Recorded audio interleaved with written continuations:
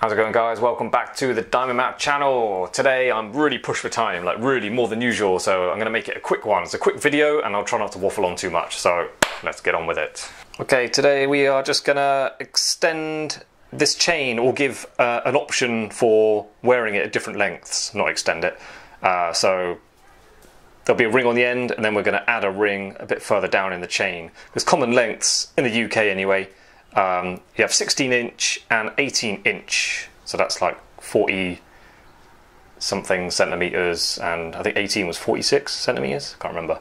But anyway, yeah, so we'll just have one on the end and I'll put one about there. I'll show you how I do that. Okay, so I had the idea to do this video a while ago, but I was waiting until I had an 18 karat chain I actually needed to do it to. I don't want to buy an 18 karat chain just for a video, because I ain't got enough money to do that kind of thing, not yet. So anyway, I've got the silver one. I didn't really want to do it on silver because silver chains, as all chains like 18 karat, like white or anything, they're 18 karat gold, but they're rhodium plated as well. This is definitely silver plated silver chain. Problem is, when you solder on it, you burn off that plating, so your little patch, like worst case scenario, you get a little black burnt scorch mark which you can't polish off because it's like burnt plating. This, hopefully, it will just go kind of chalky white after it's been in the acid, and then I can polish it to kind of match, kind of, but it won't. It's possible there may be a little section about a centimetre long that might not look quite as nice as the rest of the chain, but anyway, I'm just going to do it and see what happens. I think it might be alright. Let's have a go. Okay, to do this, I need two little jump rings. I've got these ends on here. Maybe I'll use the same end. Okay, maybe I'll use the same end, because working on jewellery, if you're doing repairs and stuff, you're going to come across these, so I'll show you how I work with these as well. Again, silver's a bit annoying, so it's so soft, but I'll battle on and show you how to work with them. So I just need to make one jump ring then, that's going to sit there. When I'm making just one or two, I won't bother getting a rod of metal or something to wrap the wire around and then cut them out. If you're interested in how I make jump rings, I did a video specifically on that in the past. I'll put a card up on the screen now, so you should be able to get a link to that video if you're interested. Yeah, I just use these pliers, got that half snipe, half flat section, and it is quite easy to get two jump rings the same. Excuse me.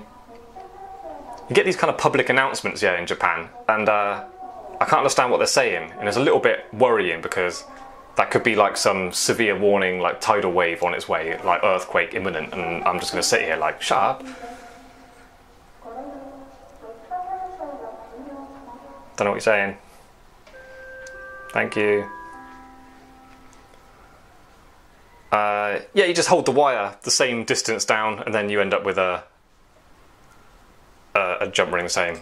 So anyway, I just need one, so about that big. It's got to be kind of big enough. Think about people holding it with their fingers. They've got to be able to feel it, because remember, people are doing it, especially fine chains, usually women with long nails. They've got to be able to do it behind their neck, so quite a fiddly job to do. It takes a bit of practice, especially these catches. They're not easy to use for a lot of people.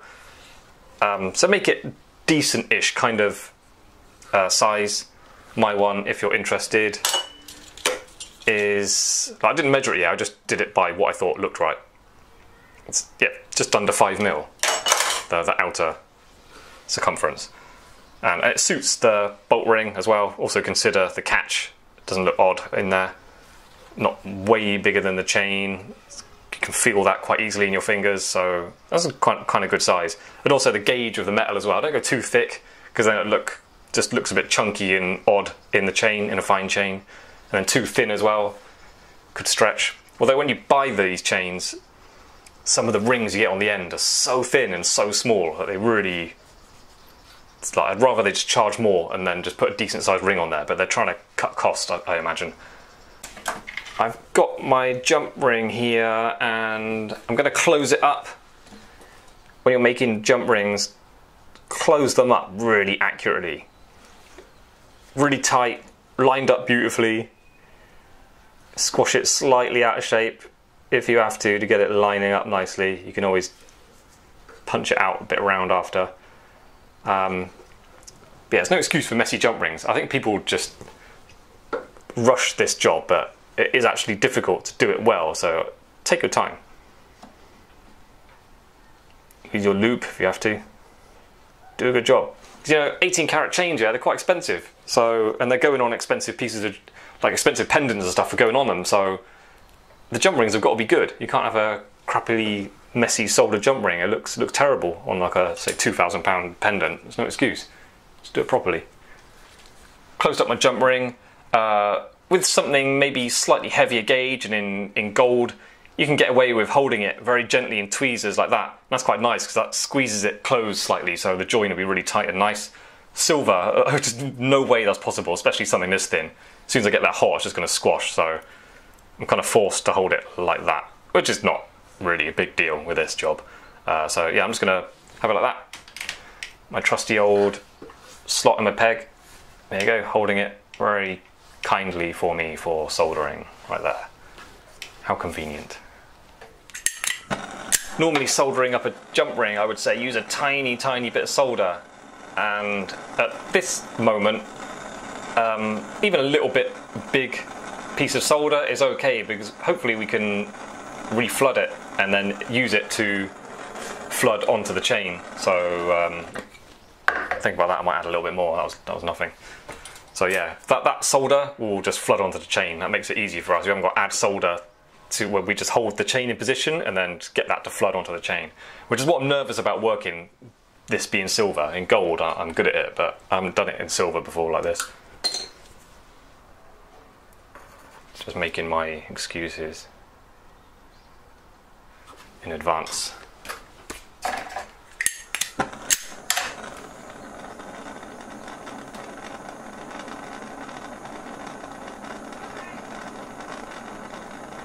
There we go. Skillful or what? Here's a little thing to consider. You don't want your end ring or loop or whatever's on there sitting flat and then this being in a position on the chain where it's vertical. You want them both sitting flat at the same time. So I'll hold that, put a bit of tension, I'll hold that down flat against the ground, give that a bit of tension. I mean, it's really poorly soldered in the end. This chain's making me look bad. It's got a bit of a twist on it anyway. So hang on, this is the... No. This way. There we go. So, I know that chain's sitting flat. I can see those two links. So that one right in the middle where that jump ring is. Take my side cutters and just snip it out. There you go. That's where it goes. Right, I'm going in depth with how I do this, because there's no good me just saying, oh, just solder the jump ring on that, solder the jump ring on that. There's ways I do things that have been tried and tested over years. Like I've done like hundreds of like pendants using fine chains and adding little rings and settings and stuff in them. I've developed a way to handle chains. Obviously a short bit of chain is easier to work with than a long bit of chain. I recommend, I mentioned these tweezers in a comment to someone on one of my recent videos. I like watchmakers tweezers. They're quite sharp and they're very good for working on small fine chains. So very easily grab the end of that. Have a look at the link if you've got this kind of, this is a diamond cut curb chain. I like these, they're very strong and they sparkle in the light. Right, so have a look at the link. They are machine made, so they're just turned up and then probably sort of spot welded, laser welded or something to join them up. And that little weld is quite visible. Yeah, it's this end. So that's the end I'm going to use again. So hold it. I hope this is clear on the camera. Right, so I'm holding it right on the tip with my sharp tweezers over that join. And then I usually choose these pliers, something a little bit flat. Pinch the other end. So now I'm holding it from the turned up end, and that soldered piece is just there. You can either, I went for a stage of using my paper disc, I went for a stage using my rubber wheels, and now I've gone back to just using needle file. So I just hold it very gently and just very lightly put a flat on it. I'm putting hardly any weight on it, that's why it looks like I'm probably doing a lot more filing than I really am. So there's a little flat section now across the solder join of that link. Again, with my tweezers, hold that. Then, with another pair of sharp tweezers, you need 2 pairs, and pinching it from the link behind, like so. There's just holding it so the width of my tweezers just clamps in nicely in between the first and the third. Yeah, so just the entirety of the second one is clamped shut, and then that holds it. That's nice and stiff in there. I can move it about, but it's holding it in position. Then with your toggle, all mine have disappeared. Literally 3 that I have made have vanished. There's one. Just gently put my toggle on there, so that's holding that link nice and strongly in a good position for either touching onto something and soldering it or adding more solder. We've already got the solder on the jump ring ready to go, so let's use that. So with your sharp tweezers again, hold your jump ring with the solder right above it, right on top. This can now go in there. Like, have a think about which slot is better. Like, I should cut a slot that side as well. Yeah, I think this angle's a bit better. I've mentioned this in a previous video as well. Have a little trial, like making sure you can comfortably touch it on there in position, because you're going to have one hand controlling your flame. So you want to be able to make sure you can like rest your wrist on the peg or something to hold it steady, and then make sure you can hold that in position while you solder it. So just have a little trial go, make sure everything's comfortable for you, and then really you should be ready to light your flame and get it soldered. I'll flux it again, make sure that's going to run. Touch a little bit of flux on your link you're about to solder as well. Can you see that? See if I can get my hand out of the way while I solder it. So yeah, I want the solder on the jump ring to flood as I'm touching on there. There you go, done.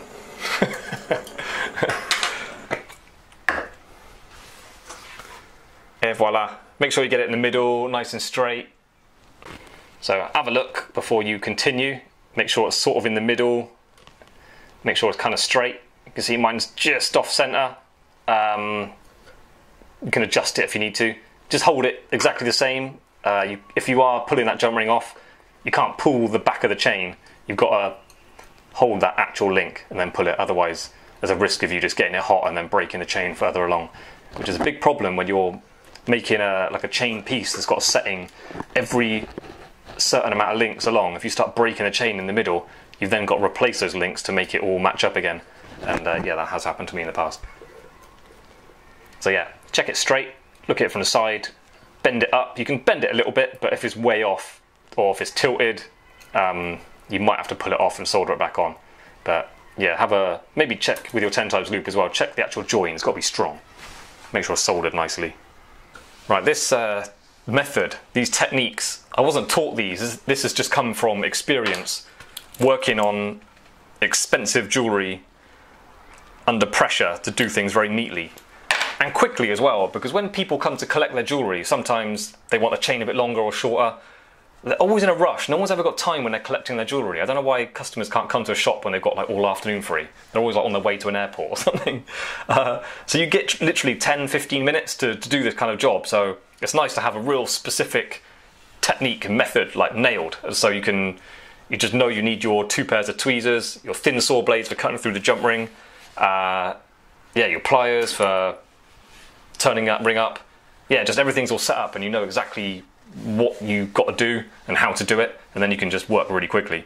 So for the other side, I'll show you a slightly different way of doing it. We'll put the solder on the link and then add it to the ring, because we don't have the join in the ring anymore to work with. So yeah, I'll show you how I do that. Okay, so pick your chain up on the end, make sure you've got the soldered bit in your tweezers there. Get your pliers. You might want to try some different pliers. I find these are easiest to grab it and hold it still.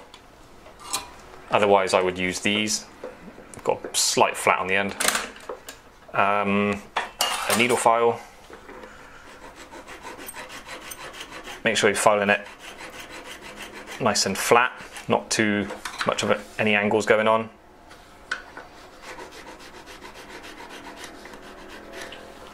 Okay, have a look, nice and flat. That's where your solder is going to flood across. Pinching it there. Where have my other tweezers gone? Here they are. Holding it across the second one, so that's sticking up. Try and move it. Make sure there's a bit of rigidity to its position. Big toggle on tweezers. There you go, ready for soldering. This is just what I do. You could put that in there, but then your link is kind of sticking out to the side. I like it vertical because the little piece of solder you put on it is just more likely to sit where you put it. You're not relying on the stickiness of the flux to hold it in position. So then you can put your tweezers on there, and if that's a little bit insecure because they can fall over, which is true, I use these spring tweezers and I just pinch the back. Whoops, just pinch the back, so that's holding out nice and sturdy now. Are you seeing that? Yeah. So they were like that. They do hold there, but just for a bit of support, I'll put those on. Wallop, ready for soldering. Right there. I can move that around anywhere I want it to. It's a kind of similar situation as doing the jump ring. If you were just soldering that link on, like say you had to add a section of chain, just use the tiniest little bit of solder. You can get away with using a little bit more than you would recommend someone if they were repairing the chain, because we want that solder join to be nice and strong against that jump ring. So I use a little bit more than you might think for just a tiny ring, but the idea is that solder then floods and makes a nice strong join against the jump ring.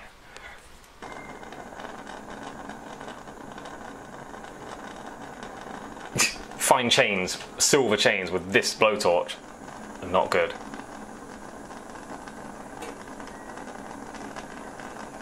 There you go, just flooded.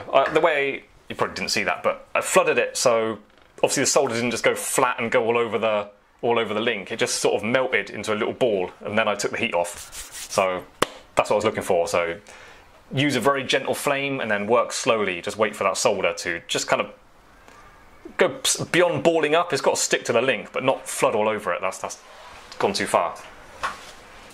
So now we're back on this piece. I haven't put this in the acid or anything, so it's probably worth just touching with a buff stick a little bit. And also, we need to accurately put it opposite that one. I think I can do it easily just by eye, but sometimes some links, where especially with a bit of width to them, it's difficult to get it right in the middle of the width, and also directly opposite the one the other side. So in that time, I will use, I can't find one, but yeah, say that was a ball phrase. I'd use a tiny ball phrase, and then I can really look at it from the side, and put a tiny little mark on it, or I would, can't remember now, I haven't done this for a year.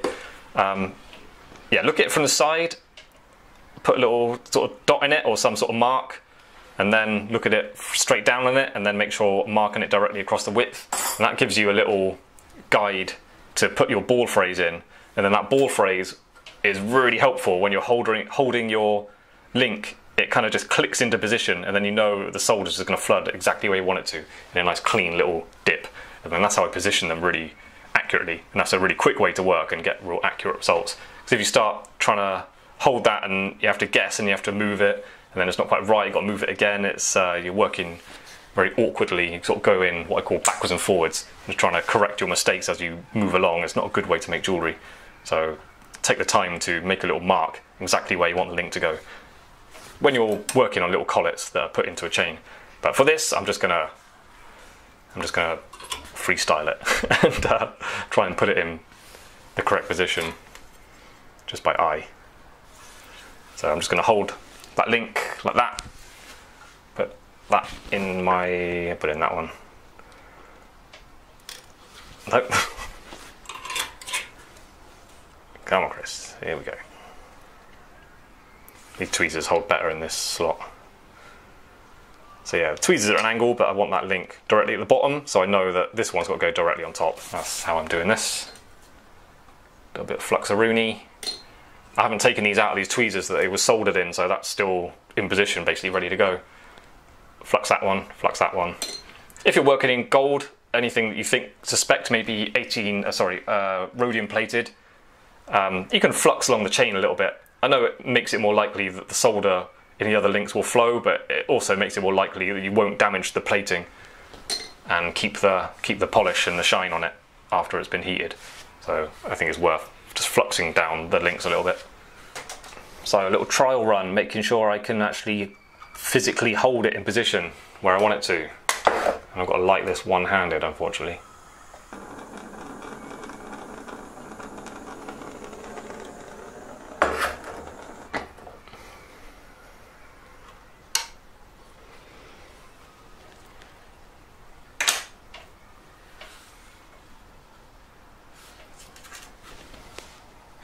Okay, this is literally just soldered. I haven't been in the acid or no adjustments, still hot, tweezers are hot, still hot. You're going to take my words for that.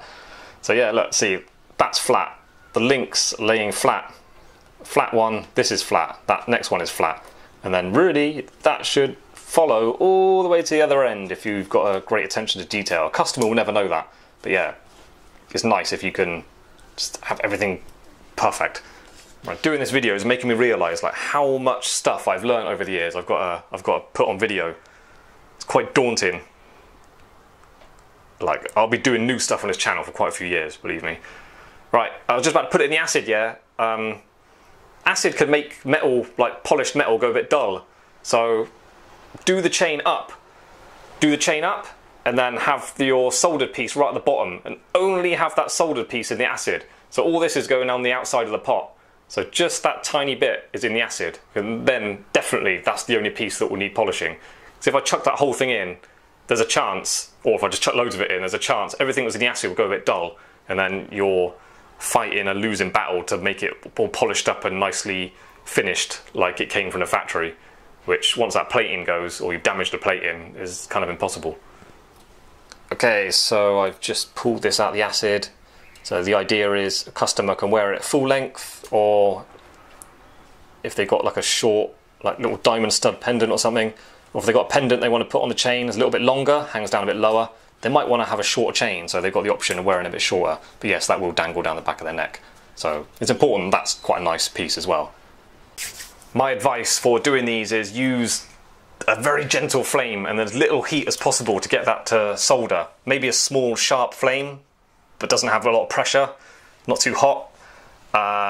Because if you use too much heat, you may solder your link onto the ring very well, but there's a chance the solder join of the links behind where you were holding it may have like flooded or dried out and they come loose. So when you pull out the acid, it looks fine, but then you like sort of dry it with a towel and it just pulls apart because you ballsed up the solder joins, the links behind it. Happened to me quite a few times. Or even worse than that, everything's fine, out the acid, dried it, yeah, great. Got to polish it, polishing, and it just comes apart. So then you go right back, like you got ultrasonic clean it, and then go right back to the start, and get soldering again. So yeah, that might happen to you. So you've got to be really careful with the amount of heat you're using. And I am sure, on silver with this big chunky flame, I've got the skill to get away with it and make it work. But that flame is too big, too wide really for that type of link. So I'm sure if I went to polish that, this chain will come apart. Maybe I'll just pull it now. Like if I pull this, I'm sure there's going to be hardly anything to get that to break. But there you go. And there it is. Look, this is the danger. Like your solder join on the ring is fine, but it's the one behind it. Always like if that solder join, look, I bet it's just opened up gently. There you go. Like the join dries out or does something, just floods and doesn't quite, like after it goes hard again, it's not joined up properly. So any like sort of tension on it just pulls it open. So yeah, you've got to be careful of that because that's literally a start again job. And if you've got like links, if you're doing collets on a chain and they've got to be like say 27 links in between each other, if that happens, you've then got to find one link and add one link in next to it. If you haven't got that one, if that one went missing on the polishing motor or something. So yeah, you can get into trouble doing these, so you've got to be careful. So yeah, my good advice is just to take your time with the soldering, flux them up to protect the plating, and yeah, be careful the amount of heat you're using, because like what happened on this one could happen on yours. And silver is very likely to happen, but 9 karat gold, 18 karat, whatever, much easier to do a good job. But silver is hard because silver solder always melts very easily. If you're learning jewellery from this YouTube channel with the hope of being an employed jeweller, you're definitely going to get asked to do chain repairs really quickly. So yeah, I recommend the way I do it, because I tried teaching other people just couldn't do chains, didn't like it, so all chain jobs got like thrown at me, because I don't mind working with them. It's very fiddly, but once you can do it, as always, the jobs you hate doing or other people hate doing, when you actually learn a way to do it, they become the most satisfying, and it's nice to have a specific technique to actually get on with stuff. Right, new patrons. I got 2 new patrons recently. Vera Maya, who's contributed a lot to the channel just from commenting and liking and being very positive about my videos. So that's really great. Like, I'm glad she became a patron, because she was like on the radar as a Diamond Mounter fan anyway. So that's great. Thank you, Vera. And we got Matthew Andrew Budge, who's already had a video made on one of his comments, so he'd certainly get his money worth. He's a classic patron. So yeah, Matthew Andrew Budge, thanks for becoming a patron. I really appreciate that. And yeah, I hope you liked the video that I made as a reply to one of your comments. Thank you for the inspiration for a new video. That was cool. Yeah, welcome aboard. Welcome to the family. Cool, thank you guys. Yeah, I was really appreciating that. I really feel like the channel's growing. Also, we are approaching 1,000 subscribers. Like, as I speak, it is 998 subscribers. Let me tell you exactly. No, come on. Here we go. Push that, push that. 1,000 subscribers. Sorry, already 1,000 subscribers. There we go, if you can see that. Thank you. This is great. I actually feel like I've got a bit of an audience now. I'm going to start doing my hair and brushing my teeth before I film the next video. I already said right at the start when I made this channel, but when I get to 10,000 subscribers, I'm really going to feel like I've made a difference on, or have ability to make a difference on how people are making jewellery. So if you're interested in becoming a patron, I will put a link in the description, and if you click that and become a patron, I will be super grateful when you're really contributing to the channel and helping it grow. Because my dream is, in the future, there'll be so many videos, and I'll have everything organised in playlists, and it'll be a real kind of go-to place for jewellers or people looking to learn, or people just looking to see how things are done. Yeah, it'll be a real go-to place on the internet for researching like how to do stuff, or get ideas for designs, and like finding new techniques, or learning about how tools are used, and I don't know, just anything to do with jewellery. Over the years there'll be more and more stuff, so if I get it organised into playlists, it'll be really convenient for people to find like specifically how a jeweller would make a 3-stone ring and stuff, because, you know, people just want to have a go at making jewellery themselves, so they just want to see how it's done. So the channel will just be an instantly obvious place to go to find that kind of information. So that's my dream. I want to build it up to something like an actual archive of jewellery making techniques, like a reference library. That'd be great. So if you'll become a patron, you're helping that happen. So if you're new to me, thanks very much for watching. I hope you liked the video. Hopefully you learned something, or just found it interesting, or whatever. Plenty more videos like this coming up soon. Like, this was really specifically what I've learned works very well for me. So you might not do exactly what I'm doing, but it's good for you to see how I do it, because this works for me 100% of the time. So I recommend, it's a good way to work with fine chains. Yeah, hit like, subscribe, share, the notification bell and all that, and see you next time for more diamond mounting. Bye bye.